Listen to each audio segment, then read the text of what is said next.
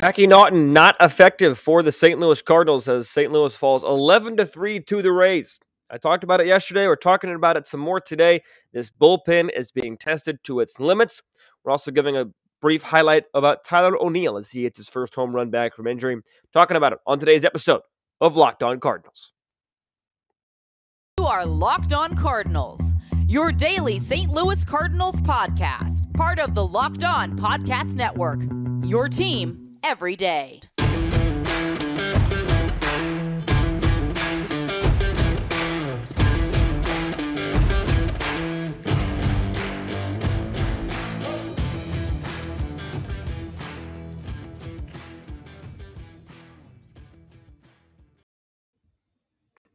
Hello and welcome to the Locked On Cardinals podcast for Thursday, June the 9th of 2022. Thank you for making Locked On Cardinals your first listen of the day. Each and every day, Monday to Friday, I am Lucas Smith, host of the show. You can find me on Twitter at LJFastball. You can find the show on Twitter and Instagram at LO_Cardinals. And you can email the show anytime at lockedoncards@gmail.com. Well, we talked about it yesterday, how the bullpen is being tested. The depth is being pushed to the brink. Is it going to be able to sustain? And we saw the side effects of the bullpen yesterday as the Cardinals fall 11-3. The only pitcher not to give up an earned run, Yadier Molina. Yep, that is a sentence that I just said because it is a factual statement. Still pretty hard to believe that Yadier Molina was the only man to not give up an earned run yesterday at a Cardinal uniform. And he even registered a strikeout, which the Cardinals starter, Packy Naughton, was not able to do. All in all, not a good day. Molina's career ERA drops to 18.00. The other ERAs for the Cardinal starters, or for the Cardinal pitchers yesterday, their season ERAs. Packy Naughton's went up to 5.54. Johan Oviedo's at 4.70, although Oviedo pitched 2 2/3 of an inning, got 3 strikeouts, gave up an earned run, but Oviedo wasn't terrible. Nick Whitgren, his ERA is up to 6.04 on the season as he has given up 3 runs yesterday. Walked a man, struck out a man, and gave up 3 hits. In 2 innings of relief, TJ McFarland gave up 3 runs on 5 hits. He walked 2, struck out 2 for an 8.18 ERA on the season for the left-hander. This bullpen is being pushed. I've said that a couple times already. What do I mean by that? I talked about it a little bit yesterday, but for those who missed it or to elaborate on this point more, the Cardinals have depth. It is just being pushed to the max right now. Ali Marmol talked about it over the last couple of days that Andre Pallante being pushed to being a starter has really hurt this team. Because if Andre Pallante is still a reliever, he says you likely see him in the 8th and 9th innings on Tuesday's game, and then you have Gallegos and Helsley available for the 10th innings and so on and so forth. Or you leave Pallante out there for a 3rd inning maybe, and you have Giovanni Gallegos and Ryan Helsley available the next day. You get a win. You start off the series with a W. The mindset changes. Game 2 looks completely different, even with Naughton on the mound. The Cardinals need to get Jack Flaherty back as soon as possible, and they shouldn't rush it. They need him back healthy and at top-notch, performing very well. I understand that. So I'm not advocating for the Cardinals to rush him back or to do anything of that nature, but when he comes back, things get a little bit more calmer. You're able to put somebody back in the bullpen that needs to be there. You have another starter. That is also contingent on Jack Flaherty performing at the level he's supposed to. I will say that as well, because just because Jack Flaherty comes back, that doesn't automatically make things 100% better because he has ace-level type stuff. It's just a question of can he put it all together to be the Cardinals' ace? Because when he comes back, that is what he is going to need to be. He is going to need to be the ace of the staff. Dakota Hudson has turned in 2 very nice starts. Adam Wainwright is 40 years old. Miles Michaelis, who gets the ball a little later today, started some struggle, maybe some signs of improvement later. You just don't know. Jack Flaherty needs to be the Jack Flaherty that he can be. I'm not saying he needs to be the historic setting Jack Flaherty of the second half of the 2019 season, but he's got to be the pitcher that he was pre-injury in 2021. He was 8-1 with a sub-3 ERA in his starts before the injury last June. That's the kind of pitcher the Cardinals need him to be. Because if he's that ace-level pitcher, you're able to put Palante back in the bullpen. You get Naughton or Walsh already was sent down. You get Naughton off your roster. You send Oviedo down to get regular innings. You keep Naughton in the bullpen. Whatever it is, it obviously makes this team better because we're seeing it now. We've seen it a couple different times that bullpen games don't tend to go very well for the Cardinals. The only one that I can really remember them winning that was a true bullpen game was the Baltimore game on Memorial Day. Packy Norton got the start there. He impressed. He did not impress against the Rays yesterday. This Cardinal bullpen is we're seeing the limitations of this bullpen. And there's a good argument right now for the Cardinals to go out and get a frontline ace or number 2 starting pitcher on the market. To go get a Montas, to go get another frontline starter. However, just a little word of caution, if you will. If any of those trades, any of those packages include, or if the opposing side wants to include any of these following names, Jordan Walker, Matthew Liberatore, Nolan Gorman, it's not happening. You could even throw Ivan Herrera on that list, the catching prospect. The Cardinals have been widely known to not give up top prospects for a rental or even for somebody with a couple years of control. It's not going to happen. That is what the track record has shown. I don't see the Cardinals going out to get a frontline starter. What I do see them maybe doing is maybe you package a deal. Maybe you give up Nootbaar. You give up maybe DeYoung, maybe. But you give up Sosa, somebody like that to get a reliever. Because I think this team needs bullpen help more so than anything else. Because right now, we talked about it yesterday as well, Ryan Helsley, Giovanni Gallegos, Genesis Cabrera. Those are the 3 you trust. Verhagen has had his moments, but also not really. Whitgren, no. McFarland, no. Oviedo, maybe for a couple innings, but he still gave up a run yesterday, as we talked about. Cardinals need help, and hopefully it's coming soon in the form of Jack Flaherty and Steven Matz. We just don't know what we're going to get from either one of those two. As it was reported the other day that Matz had a setback. But yesterday, going into the game, it was just a bad feeling. You just had a bad feeling about that game because of the bullpen situation, because of the bullpen start. The offense got 8 runs. They only stranded 5 runners, but they were 2 for 7 with runners in scoring position, 1 extra base hit. That was the O'Neill home run that I'll talk about him in just a moment. You know, I'm not trying to completely switch tones and say this team is doomed and disastrous, because I do think still, over the long haul, this team is going to be fine. I still think this team has enough to win the division, especially if the Phillies keep beating the Brewers the way they are. But that does not mean this team is without weakness as well. Both of those statements can and are true, in my opinion. That this team has what it takes to win. They just got to get the pieces back. We've seen Dakota Hudson find it and become the piece that he needs to be in this rotation. We've seen Helsley find it and become the piece that the Cardinals need in the bullpen. Just keep that trend continuing with O'Neill, with Carlson when he comes back, with Matz, with Flaherty, and anybody else that's going to get hurt and come back to the roster.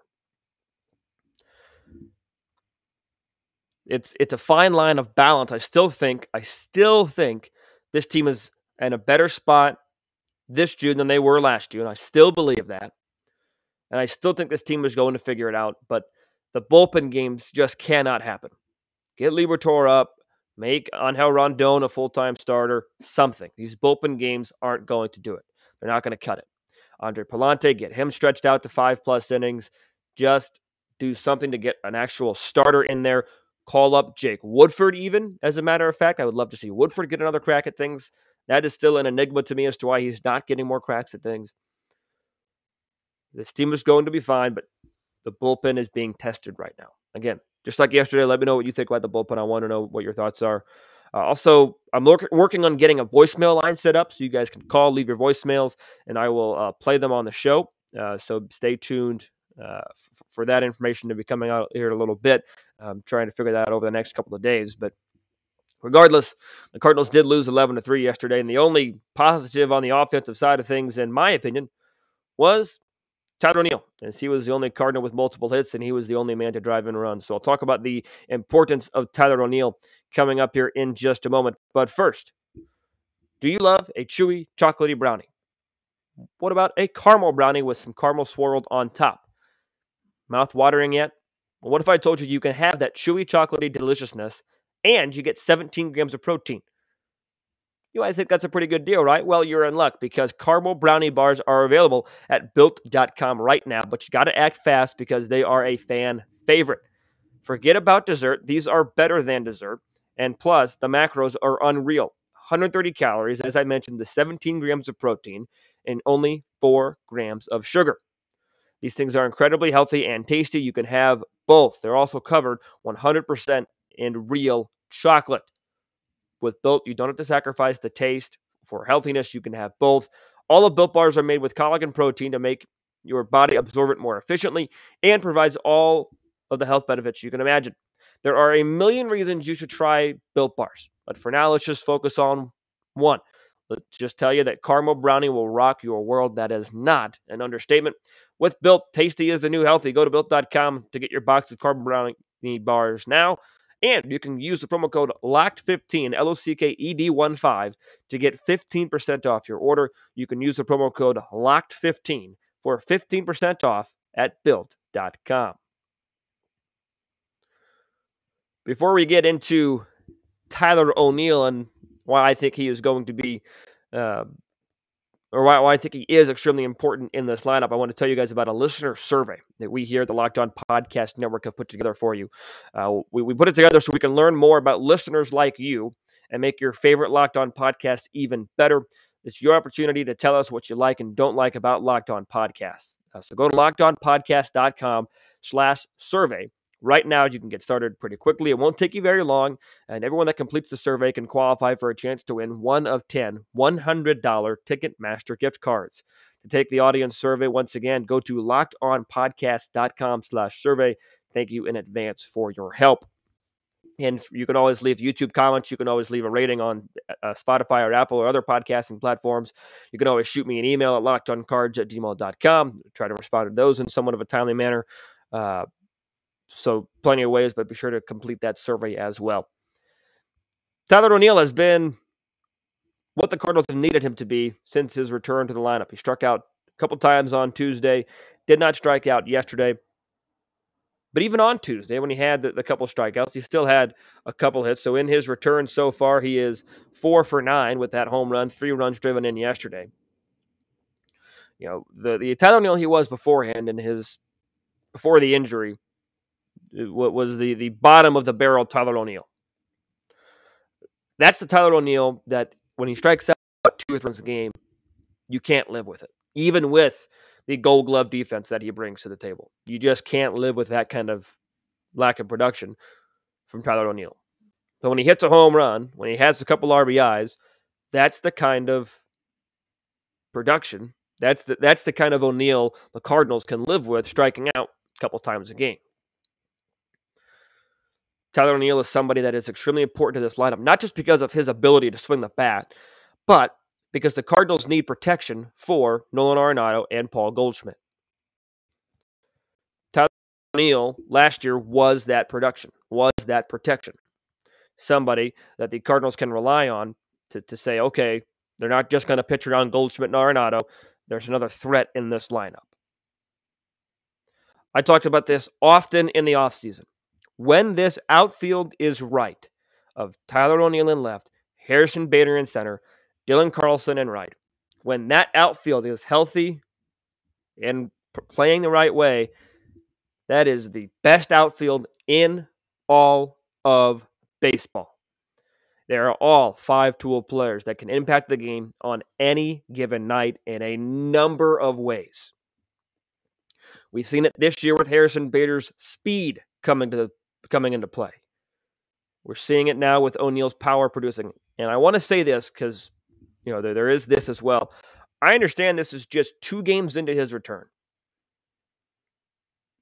I'm not talking about Tyler O'Neill this segment to say, okay, he's back. This is incredible. O'Neill is going to be an MVP candidate. He's going to be an all-star. He's going to take over. Let's slow our roll a little bit. All those things could happen. I don't know. I don't read the future. But the point of this segment is to just highlight the importance of Tyler O'Neill to this offense. It lengthens the lineup immensely. And when O'Neill's right, he has power to all fields. That's why when he hit the home run yesterday, that's why I was most excited about it. Yeah, when O'Neill hits a home run, it's usually not a cheap shot, so they're usually fun to watch and admire. But when he is right is the biggest key, and that is when he has power the other way. He's not just pulling the baseball for homers. He's not just trying to hit the long ball, but he has the ability to go the other way with that home run power, and that's what he did yesterday against Corey Kluber. I'm getting cautiously optimistic and cautiously excited for Tyler O'Neill's return to the lineup.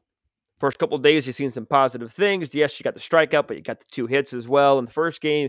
You saw the home run yesterday, Wednesday. So you're starting to see some good things.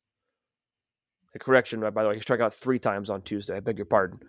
Forgot about the extra inning strikeout there. But still, strikeouts you can live with if he is going to hit a home run the next day or if he's going to produce like this. Got 3 home runs now. Look for O'Neill as well to take advantage of some of the weak pitching he'll be facing against Cincinnati and Pittsburgh over the next couple of days after this series in Tampa Bay concludes with a really good lefty on the mound on Thursday. Because if O'Neill can get going a little bit before that series against Milwaukee, you got the Boston series in there as well. But again, this lineup can be lethal. This offense has the pieces to be a successful lineup. This team has the pieces to win games. We're seeing that. I know they've lost 2 in a row. They're trying not to get swept on Thursday afternoon, but this team has what it takes to win the division. I truly believe that. If that's going to happen, if the pieces are going to be able to come together to win this division, this outfield needs to play better. We saw the offense go on fire in the second half of last season, especially the 17-game winning streak, which, of course, is an anomaly. But the takeaway from that, because many of these offensive characters are the same, the outfield was playing at an unreal level last year. Got 2 gold gloves, saw the offensive numbers for all 3 of them took on an uptick. Bader's having arguably as good, if not better, of a season this year. So last year, when the Cardinals were winning games, this offense, this outfield offense in particular, was at the forefront. There's no reason it won't be the same this year. When this outfield gets rolling, this team will start winning games. And Tyler O'Neill is incredibly important to that. He's the one on the field right now. Hopefully Carlson comes back this weekend. He's been putting up pretty good numbers, pretty good games against the AAA pitching that he's facing. But nevertheless, Tyler O'Neill is somebody that will provide protection for Goldschmidt and Arenado and somebody that will lengthen this lineup to make it really a borderline deadly lineup. I know a lot of fans last year were trying to make Arenado, Goldschmidt, and O'Neill the new MV3, 3 guys that hit 30 home runs, and 2 of them drove in 100 runs as well. That's what good this offense can be. You have those 3 MVP caliber guys. And O'Neill had some good moments last year, too, in a Cardinal uniform. The home run against San Diego late in the year tops the list, in my opinion. But this is somebody in O'Neill that needs to get going quickly out of his injured list, and so far he has done just that. So talk about the rest of the offense as well as Thursday's matchup coming up here in just a moment. But just to finish up on Tyler O'Neill, he's fun to watch when he's playing well. And that provides protection that the Cardinals ultimately need, because that's what they looked for in Paul DeJong to start last season, to be that protection for Goldschmidt and Arenado. DeJong proved to not be up to the task until O'Neill came in, and he proved to be that guy. So we'll look for O'Neill to be the guy for the Cardinals and step up and produce for St. Louis here coming out of his IL stint. So talking about the rest of the offense as well as Thursday's game coming up here in just a moment. St. Louis Cardinals yesterday, outside of O'Neill, didn't really have a ton to talk about. They struck out 9 times against Tampa Bay pitching staff, 5 to Kluber, 2 each to Bard and Armstrong. Armstrong closed out the game. Bard pitched the 7th and 8th innings for the Tampa Bay Rays. I mentioned it a little bit. They only stranded 5 runners, but they also only had 7 opportunities with runners in scoring position.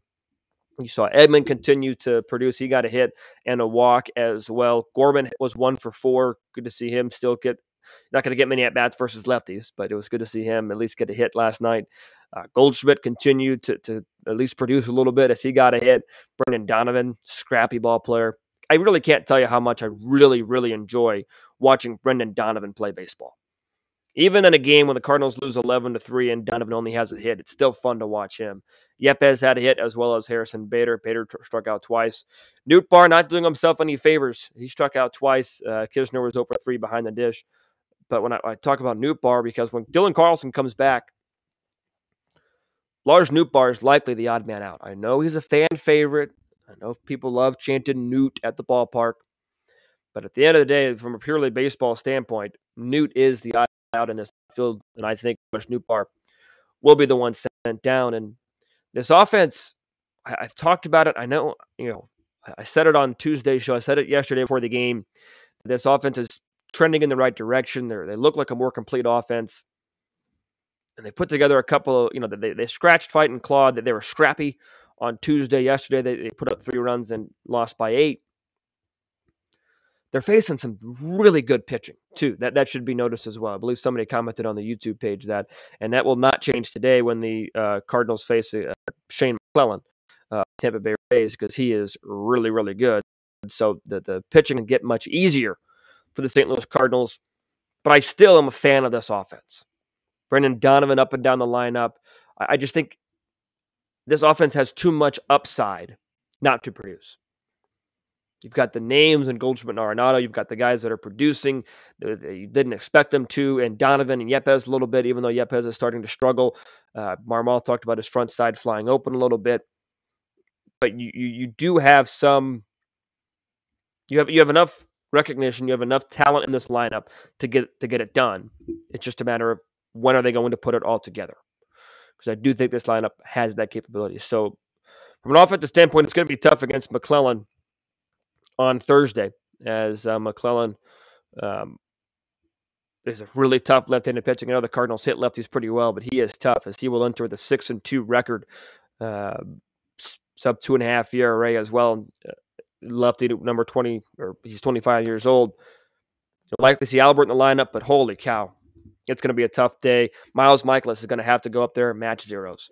Miles Michaelis is going to have to be the ace that he was in April and most of May for the Cardinals to win this game on Thursday. So Cardinals will have to avoid the sweep. Playoff teams, I talk about this a lot, what playoff teams do. They don't get swept at home. They don't lose many series. The Cardinals haven't lost many series. I think it was only the 3rd, maybe 4th series the Cardinals have lost outright this year. But playoff teams also don't get swept, period. You can't let this become a too long of a losing streak. The Rays are a tough team. I'm not trying to take away from that. The next step, I'll talk about this a little bit more on tomorrow's episode, is to take advantage of the schedule this weekend and into next week with the Reds coming into town as well as the Pirates. So find a way to get a little bit of momentum, a little bit of mojo before the flight back to St. Louis with a win against the Rays today. On tomorrow's show, I'll talk about the win or loss of today's game as well as preview the series for this coming weekend against the Cincinnati Reds. So until I talk to you guys tomorrow, be sure to stay safe, stay well, and have a fantastic rest of your day.